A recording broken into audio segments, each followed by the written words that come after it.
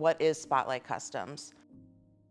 It is a one-off custom car upholstery business, There's one-off custom interiors for hot rods, classics, custom cars. but it's also like a dream realized.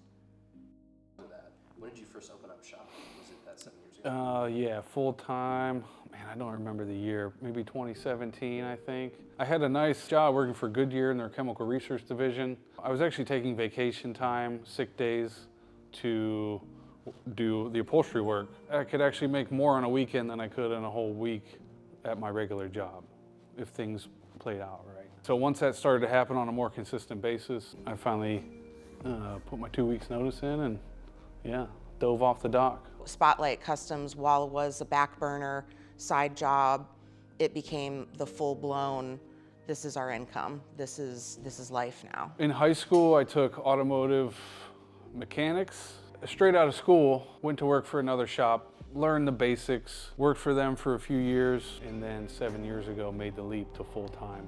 What really was good there was you get a lot of reps, right? You know, I started working there for $8 an hour in 2007 maybe. My first job was a bagger at Bueller's grocery store while taking auto body at Dena County Career Center.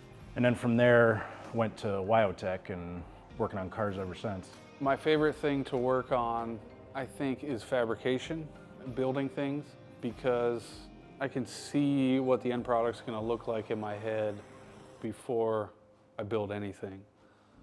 You know, I think my favorite thing right now to do is wrapping parts where it's just a lot of precision, and I really like the stuff that you gotta hand sew. You know, I'd love to do a steering wheel someday. It's gonna be just a new challenge. The details are important for, I think, a couple reasons. One, we just take pride in what we do here. Anyone can slap some aftermarket door panels, seat covers on. Anyone that gets into a craft or a trade, man, it's a deep hole once you actually start. If you get the details right, I think the right clientele will notice, and then that turns into a better quality customer, which turns into a better quality project at the end. I'm nitpicky about the details to a fault. I worked in auto collision for 18 years.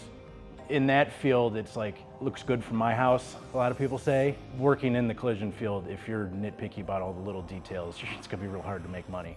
And that's kind of why I left the field, because I felt like I was the only one that really cared about the little stuff. When someone comes to pick up their car, we're the first people that get to share that experience with the car owner of their car finally being complete. One that just comes to mind was Gary's Corvette. He had been working on this car for 10 years, built 90% of it himself. He did a lot of the body work, even made a lot of the interior panels. The only thing he didn't do was the final paint job. You know, we got to share that moment with him and his wife at the end of 10 years, and then his dream car is finally done. That's kind of what I'm in this for. Have you always been supportive of the business of Spotlight Customs? Have I always been supportive? No. I'm the no person, unfortunately, which is the crappy part of the job, but it's the necessary part of the job. I have to kind of step on his coattails and be like, hey, wait a sec, like, are we going too fast? You know, do we have the money for it? You know, those kinds of things. So yeah, no, I'm not always supportive. I think that has saved us in some ways, maybe held us back in other ways, but I'd like to think that, like, I trust my gut enough to know when something isn't right, and I'm like, hey, let's review this. I can sit there and make the Excel spreadsheets as long as he gives me the data. He doesn't want to deal with the minutia of figuring out the formulas and are we making money, or, you know, that kind of thing. So, and I like doing that. I don't want to learn how to sew. I don't want to pattern. Like, I get frustrated when I do that. So I'm like, give me the things that I like to do, and, you know, we're good. We all have days where we don't love coming here. As long as you do and push through those times where you don't, I think that's where you really get better. You know, everyone has 1,000 things going on in their personal lives, but you just kind of have to put your blinders on and focus on what's right in front of you. Same thing with building something, breaking it down into little pieces, make a list. Okay, I'll do this, this, this. Sean's a really good teacher. I think that people could benefit from that. Lee's also a really good teacher, so I think that having an opportunity to teach classes in one of these units would be huge, and successful, just an upholstery empire of sorts. Sean's a good teacher because he's patient, and he understands that if you don't understand it the first way he said it, he is really good about shifting the focus to something that you would understand based off of like your likes or dislikes. He's good at explaining things differently if you're not catching it the first or the second time.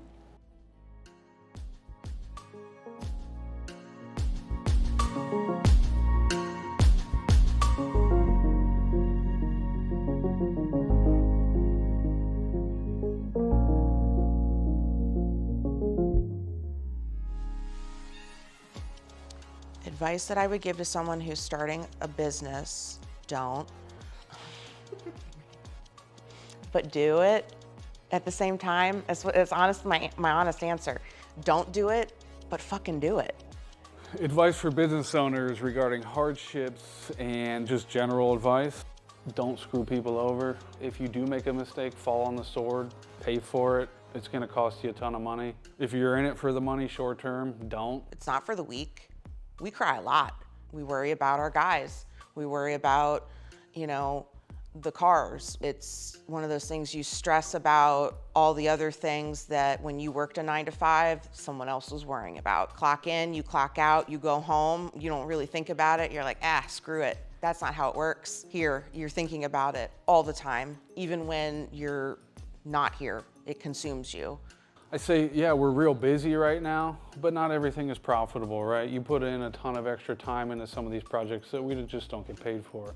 But that's part of the details in attracting those clients that we're finally getting to at the end of this year and next year, where they're high quality customers, high quality jobs that pay well. You want to start a business, just understand that if you're tired now, you're gonna be real tired later. But it's worth it if it brings you joy, and you can do it. If you can do it and it brings you joy and you can support your family and yourself, fucking do it. But just know it's gonna suck at times too. The only reason why we're still here, we just didn't quit. I wanted to 1,000 times, but I also just don't want to do anything else. I just never did well working for other people, which is fine. We all need people to work for us and with us, but that's just not who I am, so.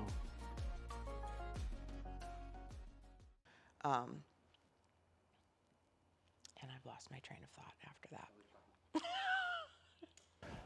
What inspires me every day to come to Spotlight Customs? Pretty selfish, but I just like working on cool shit. What happens on Fridays? What happens on Fridays? Statistically, the most workplace injuries happen on a Friday. And I actually looked that up one time, and I don't think it's true. I think the actual statistics are somewhat like Mondays or something, I don't know. But we try to be safe here.